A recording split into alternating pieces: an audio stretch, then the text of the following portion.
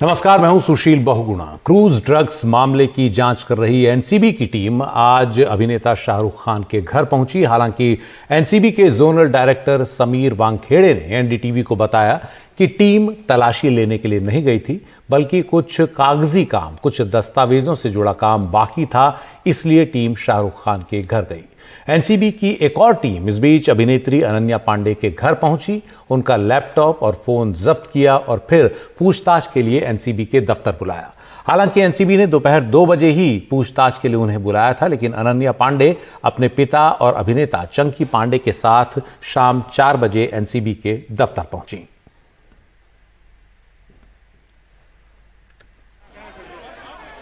तो cruise drugs case में NCB की जांच के तार अब काफ़ी आगे बढ़ते जा रहे हैं। अनन्या पांडे जो अभिनेत्री हैं, जाने माने अभिनेता चंकी पांडे की बेटी हैं, उनसे भी पूछताछ हो रही है और जानकार कह रहे हैं कि कहीं चैट्स में उनका भी जिक्र आया है, हो सकता है इसलिए ये पूछताछ चल रही है। तो एनसीबी के पास जितने भी सबूत इस मामले में हो सकते हैं वो उन्हें जुटाने की कोशिश में हैं। इस बीच आर्यन खान जो अभिनेता शाहरुख खान के बेटे हैं वो आर्थर रोड जेल में हैं, जहां आज उनसे मिलने के लिए उनके पिता शाहरुख खान पहुंचे और उसके बाद एनसीबी की टीम शाहरुख खान के घर भी गई। हालांकि वहां किसी तरह की कोई पूछताछ या तलाशी नहीं ली, बल्कि एनसीबी का यह कहना है कि कुछ कागजात से जुड़ा काम बाकी था, जिसे पूरा करने के लिए शाहरुख खान के घर गई एनसीबी की टीम। तो ये एक तरह से बॉलीवुड के सितारों और उनके आसपास एनसीबी का जो शिकंजा है वो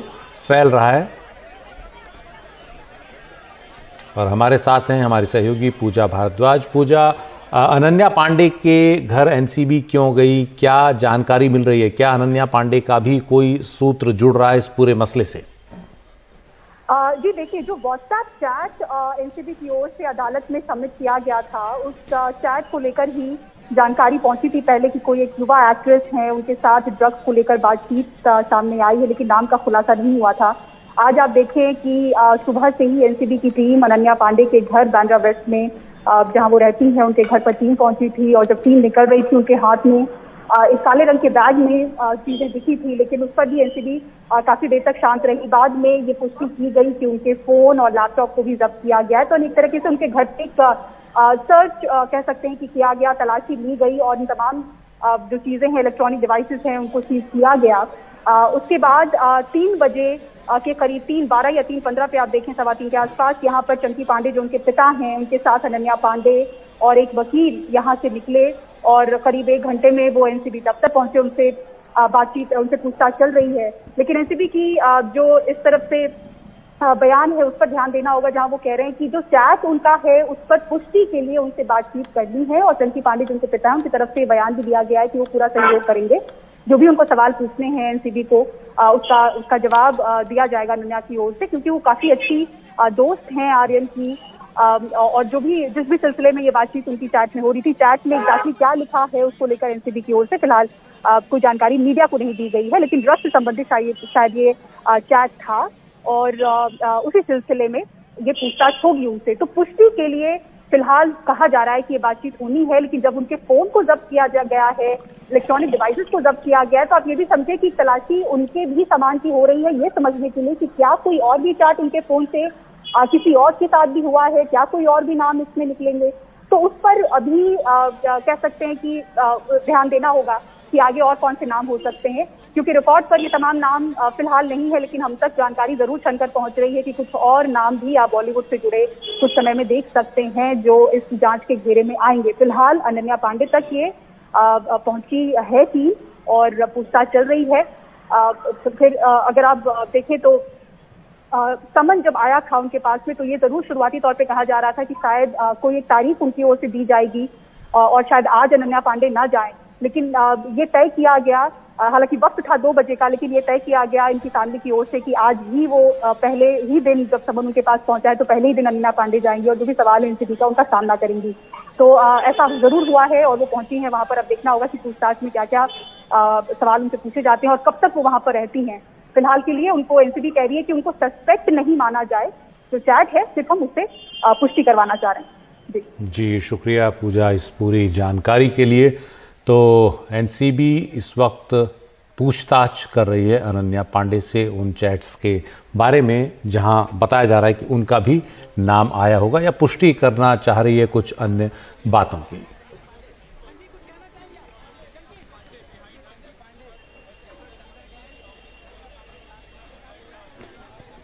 तीन कृषि कानूनों के खिलाफ धरना प्रदर्शन कर रहे किसानों से जुड़ा मसला आज फिर सुप्रीम कोर्ट में आया और इस दौरान सुनवाई में सुप्रीम कोर्ट ने यह स्पष्ट किया कि बेशक धरना प्रदर्शन करना किसानों का अधिकार है, लेकिन सड़कें बंद नहीं की जा सकती क्योंकि उससे अन्य लोगों को समस्या होती है।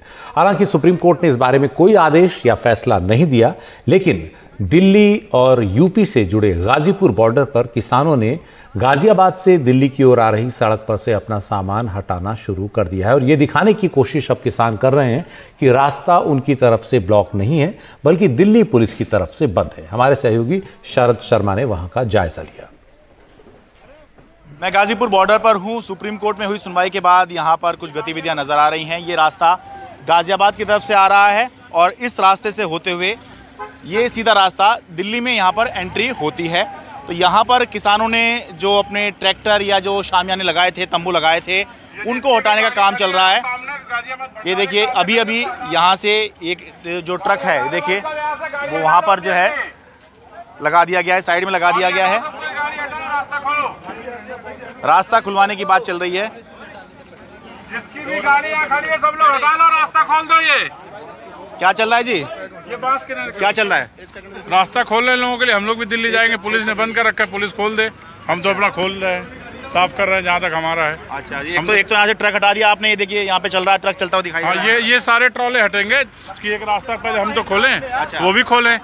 अभी उनका भी हम ही को खोलना पड़ेगा लग रहा है। किसान नेता राकेश टिकैत मेरे साथ था कि जी सुप्रीम कोर्ट कह रहा है आपका विरोध अधिकार है, आपका विरोध प्रदर्शन का, लेकिन रास्ते नहीं रोके जा सकते, सड़क बंद नहीं की जा सकती। नहीं रोके जा सकते। ठीक है, तो कहा उसने रास्ते किसने रोक रखे? आपको जिससे क्या दिखाई दे, क्या दिखाई दे?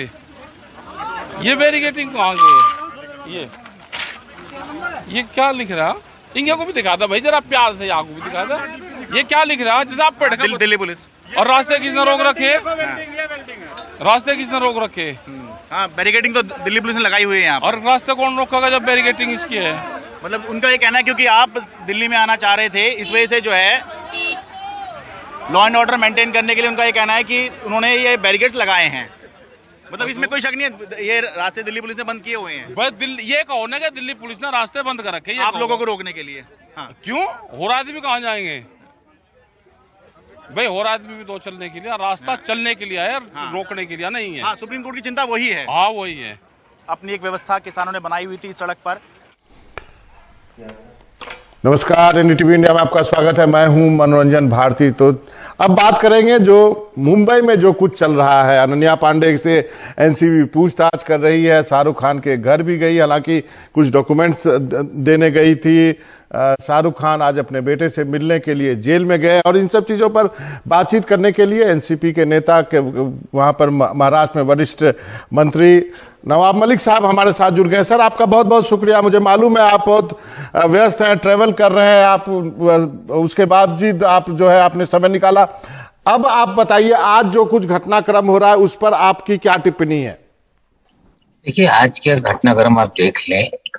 सुबह सारे चैनलों को बताया गया कि शाहरुख खान के घर पे छापा पड़ने वाला है। पूरे चैनल वहां जुड़ गए, खबरें चलने लगी कि शाहरुख खान के घर पे छापा पड़ गया। सारी खबरें चली। बाद में ये कहा कि हम कुछ कागजात पे कार्रवाई करने के लिए गए। अगर कागजात पे कार्रवाई करनी थी तो मीडिया को खबर क्यों दी? क्यों मीडिया को पहुंचा दिया? क्यों खामोशी से कागजी कार्रवाई नहीं हो पाई? मैं पहले दिन से कह रहा हूं कि ये पब्लिसिटी के लिए, दबाव बनाने के लिए सारा फर्जीवाड़ा एनसीबी के अधिकारी कर रहे हैं। आपने कुछ और जो है जो अधिकारी हैं उनके बारे में, उनके छुट्टियों के बारे में खुलासा किया है, वो भी बता दें हमारे दर्शकों को। आप लगातार नई चीजें लेके आते रहे।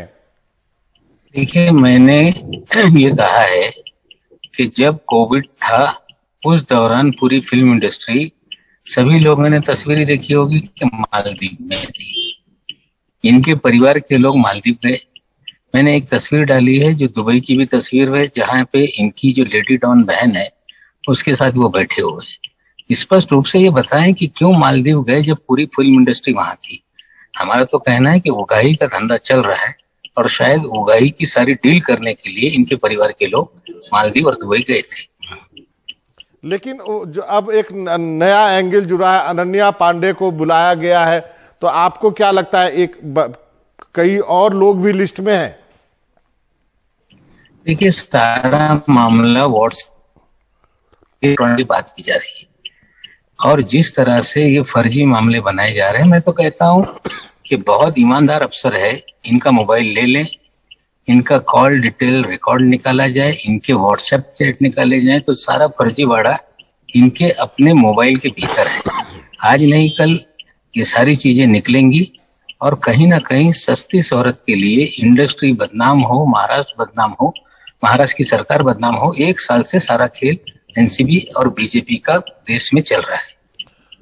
आपका कहना कहीं इसका मतलब ये तो नहीं है कि जो छापे पड़ रहे हैं एनसीपी के नेताओं के ऊपर और वो सब और ये सब चीज साथ में जुड़ी हुई है सरकार को डिस्टर्ब करने के लिए?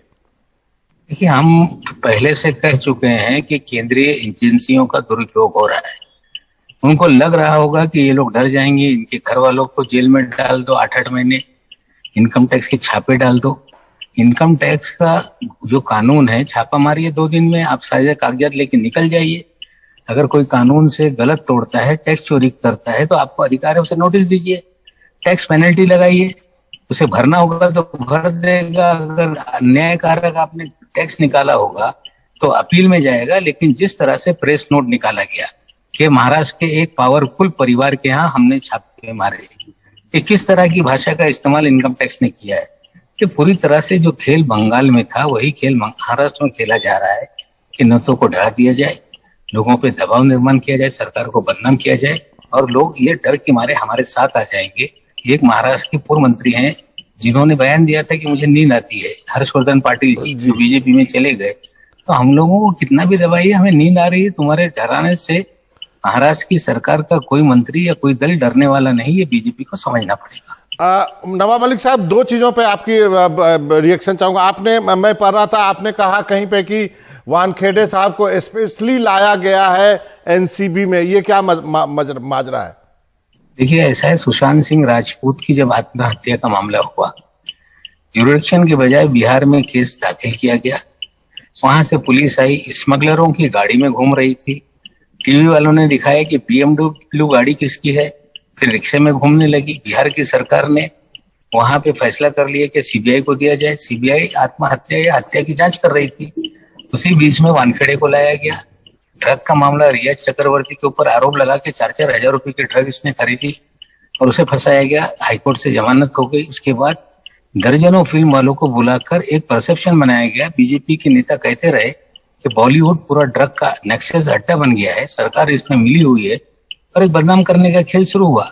जब हमने आवाज उठाई तो हमारे घर के लोगों को जेल में डाल दिया।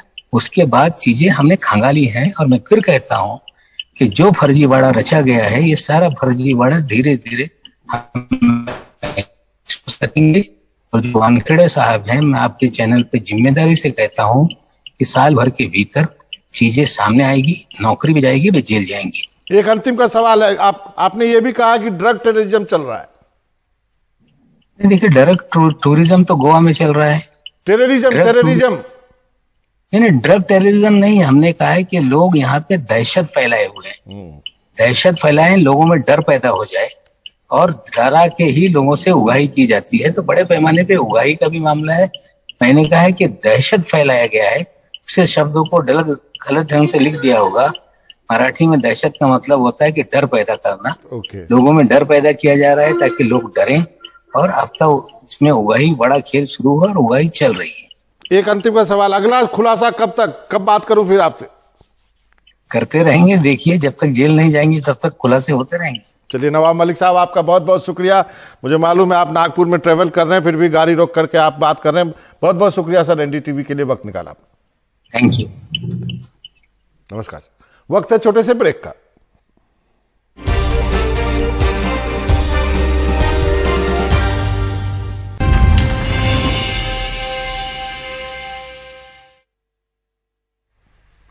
कोरोना संकट से निपटने की सरकार की कोशिश आज एक अहम मुकाम पर पहुंच गई। सरकार ने कोरोना टीकाकरण में 1 अरब का लक्ष्य आज हासिल कर लिया, यानी 100 करोड़ टीके आज तक लग गए हैं कोरोना के। और इस मौके पर सरकार ने जश्न भी मनाया। दिल्ली के राम मनोहर लोहिया अस्पताल में आज एक बड़ा कार्यक्रम हुआ जिसमें प्रधानमंत्री नरेंद्र मोदी भी पहुंचे। पूरा मीडिया एनालाइज करके देश का क्या-क्या चैलेंज